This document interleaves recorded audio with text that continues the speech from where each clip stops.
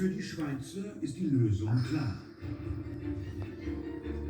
Schon 1882 hatten Schweizer Ingenieure einen ersten Bahntunnel durch das Gotthardmassiv gebohrt.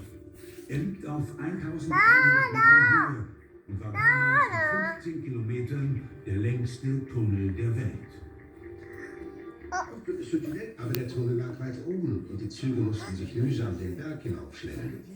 Ein Tunnel am Fuß des Berges dagegen wäre völlig gerade und ideal für schnelle Züge.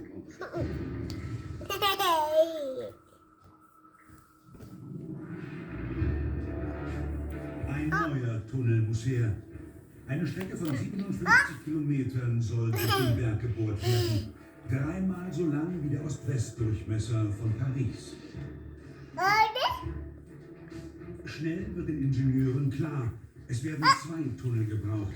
Einer für jede Richtung, mit einem Verbindungsstollen alle 325 Meter. Insgesamt müssen also 152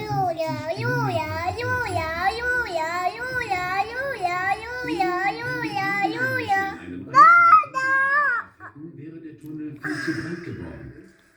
Das hätten die geologischen Formationen auf einer solchen Länge nicht tragen können.